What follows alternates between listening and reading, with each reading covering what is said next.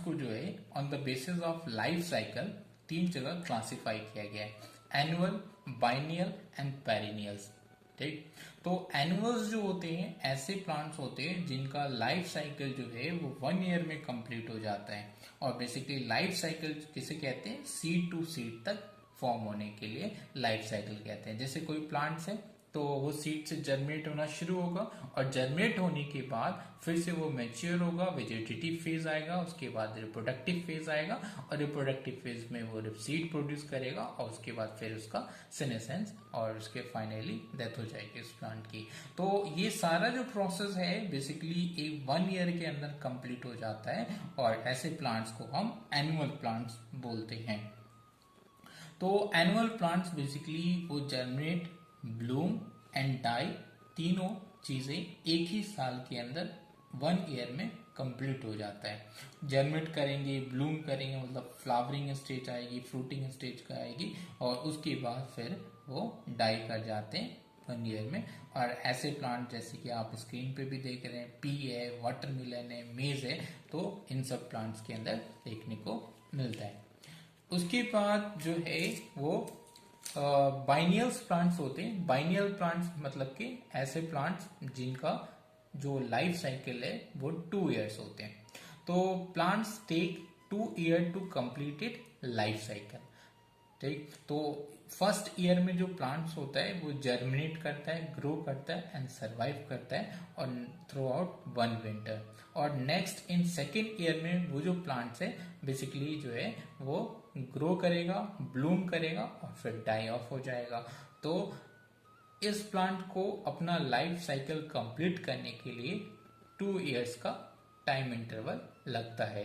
तो जैसे कि एग्जांपल कैरोट, पोटैटो। ठीक, तो पोटैटो के केस में बेसिकली आइस बर्ड्स होते हैं। ठीक, और इनसे हम नया पोटैटो प्लांट्स ग्रो करते हैं। इन आई बर्ड्स का इस्तेमाल करके हम टाइम इंटरवल को कम कर देते हैं, बेसिकली वो 1 ईयर रिड्यूस हो जाता है। तो बेसिकली अगर हम नेचुरली बाइनियल प्लांट्स पोटैटो को ग्रो करना करेंगे तो सीड्स, इसके पोटैटो सीड से पहले प्लांट्स निकलेगा और उस प्लांट्स में पोटैटो लगेगा, उस पोटैटो से फिर उस पोटैटो में बर्ड्स आएगा और उसके बाद फिर बर्ड से दूसरा प्लांट ग्रो होगा, उसके बाद उसके अंदर ढेर सारे पोटैटो लगेंगे। तो इसको कंप्लीट होने में 2 इयर्स का टाइम इंटरवल लग जाता है। उसके बाद आते हैं पेरिनियल्स प्लांट्स। तो perennials plants basically plant that leave more than 2 year, ऐसे प्लांट्स को पेरिनियल्स प्लांट्स बोलते हैं और इसके अंदर मैंगो, गुआवा आ जाता है। बहुत सारे ऐसे भी प्लांट्स होते हैं जो कि पूरे साल फ्लावरिंग शो करते हैं, जैसे कि ब्लैक आइड सूसन, पर्पल कॉर्नफ्लावर। बेसिकली ये जो प्लांट्स है इनके अलावा और भी प्लांट्स, बहुत सारे ऐसे प्लांट्स होते हैं जो कि flowering throughout the year show करते हैं। अभी हमने biennial, perennial and annual plants के बारे में स्टडी किया। बेसिकली एनुअल बाइनियल प्लांट्स जो है वो clear cut vegetative, reproductive and senescent phase show करते हैं। इन प्लांट्स के अंदर जैसे कि एनुअल के अंदर पी, वाटरमेलन आ जाता है, बाइनियल्स के अंदर कैरोट, पोटैटो, ये सब प्लांट्स आ जाते हैं। ठीक, तो ये जो प्लांट्स है इन प्लांट्स को आप इजिली इनका वेजिटेटिव, रिप्रोडक्टिव, सेनेसेंट से फेज को स्टडी कर सकते हैं। लेकिन पेरिनियल प्लांट्स के केस में इनके वेजिटेटिव, रिप्रोडक्टिव, सेनेसेंट स्टेज को स्टडी करना डिफिकल्ट हो जाता है। डिफिकल्ट इसलिए भी होता है क्योंकि इनका जो लाइफ स्पेन है वो बहुत ज्यादा होता है। बैनियन ट्री जो कि आपको पता है कि 200 ईयर लाइफ स्पेन होता है। ठीक, तो ऐसे जो प्लांट्स हैं, मेनली पेरिनियल प्लांट्स हैं, इनको ग्राफ्टिंग, लेयरिंग, कटिंग के थ्रू भी ग्रो किया जाता है, जिसकी वजह से इनका जो वेजिटेटिव फेज है उसको रिड्यूस कर दिया जाता है। जैसे कि कोई मैंगो प्लांट्स है, उसको अगर हम ग्राफ्टिंग के थ्रू ग्रो करें तो अबाउट 4 to 5 ईयर उसका वेजिटेटिव स्टेज वेजिटेटिव फेज कम हो जाएगा, जिसकी वजह से वो मैंगो प्लांट जल्दी से फ्रूटिंग स्टार्ट कर देगा।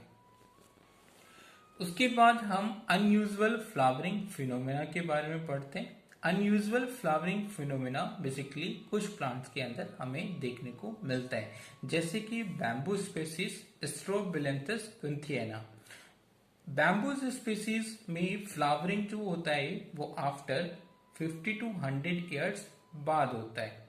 ठीक, तो ये बैम्बू स्पीसीज जो है वो अपने लाइफ टाइम में एक ही बार फ्लावरिंग करता है और फ्लावरिंग करके बहुत सारा large number of fruit produce करता है और फिर वो डाई ऑफ हो जाता है। तो अनयूजुअल फ्लावरिंग है कि अपने लाइफ टाइम में एक बार फ्लावरिंग करना और वो भी आफ्टर 50 to 100 ईयर्स के बाद।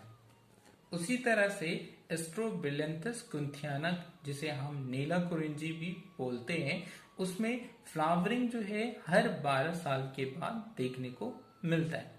ये स्ट्रोबिलेंथस कुंथियाना जो है वो साउथर्न स्टेट्स में मिलता है और बेसिकली साउथर्न स्टेट में जैसे कि केरला, कर्नाटका, तमिलनाडु आते हैं।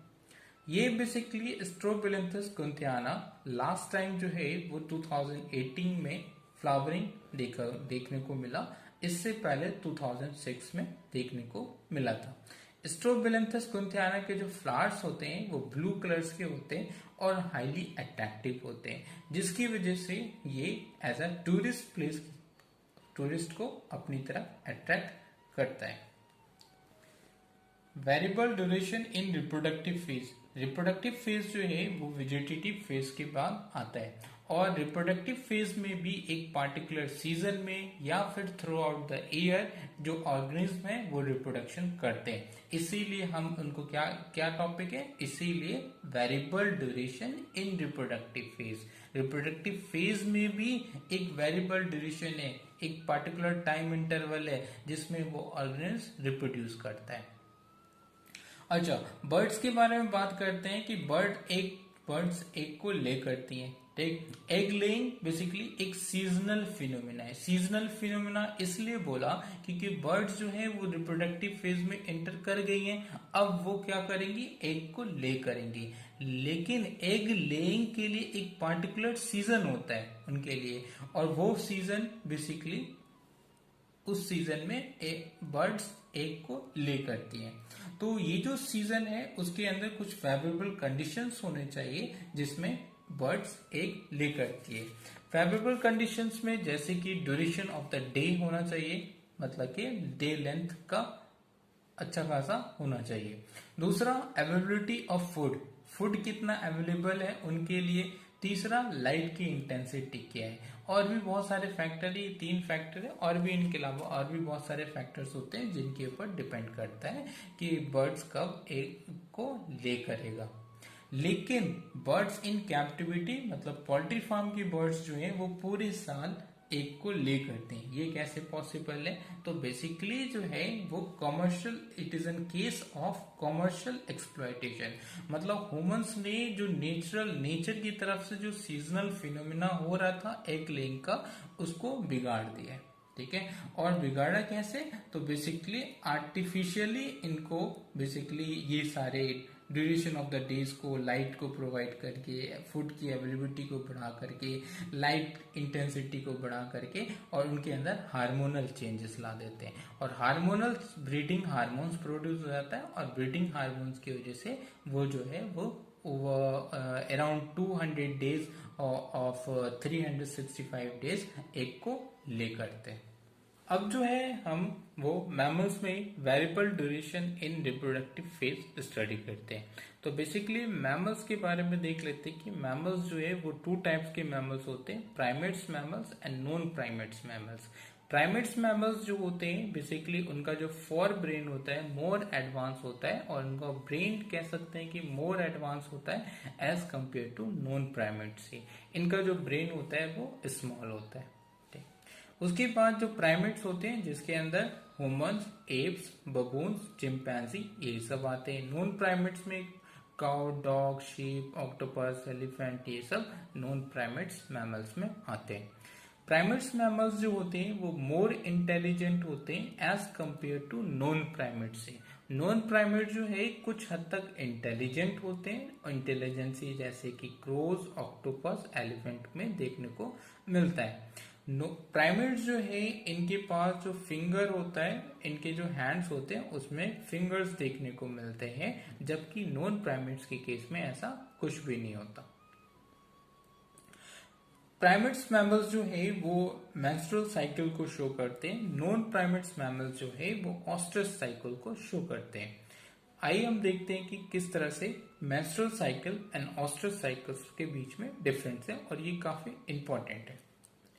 जैसा कि मैंने बताया कि मेंस्ट्रुअल साइकिल जो है वो प्राइमेट्स मैमल्स के अंदर शो होता है, जैसे कि प्राइमेट्स मैमल्स में बबून्स, चिंपैंजी, एप्स, ह्यूमन ये सब आ जाते हैं।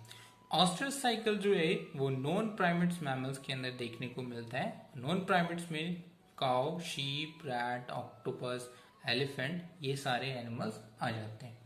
Menstrual cycle and oestrus cycle में डिफरेंस बेसिकली होता क्या है देखते हैं। पहला डिफरेंस हमें ये कह सकते हैं कि मेंस्ट्रुअल साइकिल एल्वेज हमेशा प्राइमेट्स में देखने को मिलेगा, ऑस्ट्रस साइकिल्स नॉन प्राइमेट्स में मिलेगा, काउ, शीप, गोट इन सब के केस में। मेंस्ट्रुअल साइकिल जो है वो बेसिकली लॉन्ग ड्यूरेशन तक होता है, और इस मेंस्ट्रुअल साइकिल में long duration in case of human 28 days होता है, जबकि ऑस्ट्रस साइकिल जो होता है वो फ्यू आवर्स से लेकर के फ्यू डेज तक होगा, जैसे कि काउ, गोट, शीप इन सब के केस में देखने को मिलता है।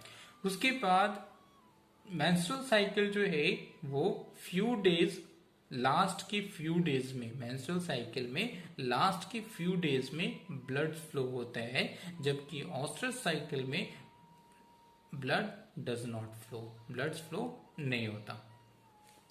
इसके अलावा और भी डिफरेंस है menstrual cycle and oestrus cycles में। बेसिकली एक और डिफरेंस देखने को मिलता है, चौथा डिफरेंस बेसिकली एंडोमेट्रियम जो है, एंडोमेट्रियम बेसिकली इनर लाइनिंग होता है यूथरस का। तो बेसिकली मेंस्ट्रुअल साइकिल में एंडोमेट्रियम जो होता है वो पास आउट हो जाता है, और जबकि एंडोमेट्रियम ऑस्ट्रस साइकिल में बेसिकली वो रीएब्सॉर्ब कर लिया जाता है। उसके बाद बेसिकली पांचवा पॉइंट देखें तो बेसिकली मेंस्ट्रुअल साइकिल में female does not permit for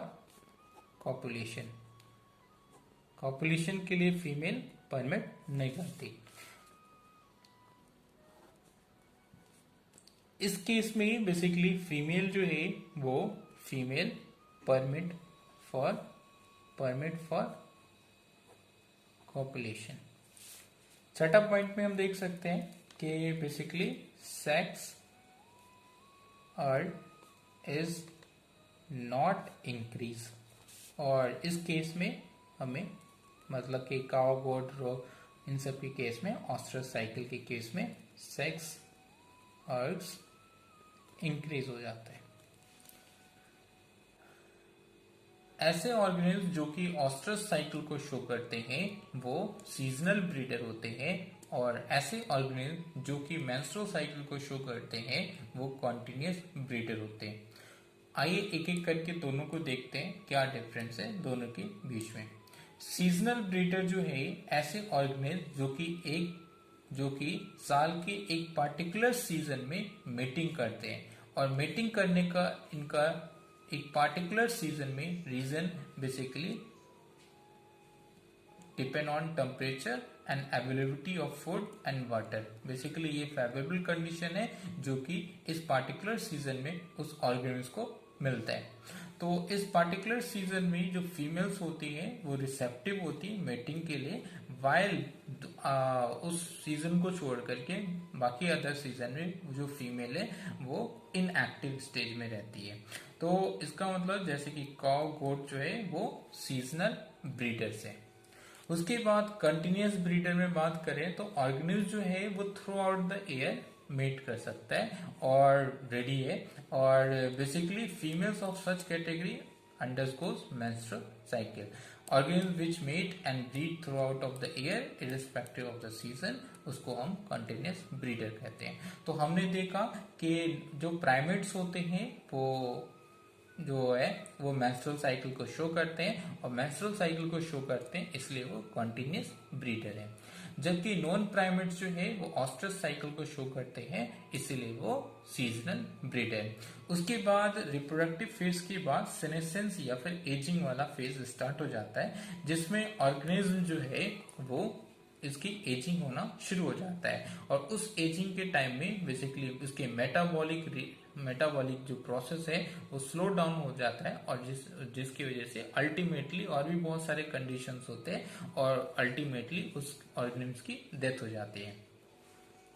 तो बेसिकली ये जो तीनों फेजेस आ रहे हैं, vegetative phase, reproductive phase and senescence phase, इन सब फेजेस के पीछे हार्मोन्स रिस्पॉन्सिबल है। हार्मोन्स बेसिकली केमिकल्स होते हैं जो हमारे बॉडीज को कंट्रोल एंड कोऑर्डिनेशन का काम करते हैं। तो in both plants and animal hormone are responsible for the transmission between the three phases के बीच में ट्रांसमिशन होने के लिए।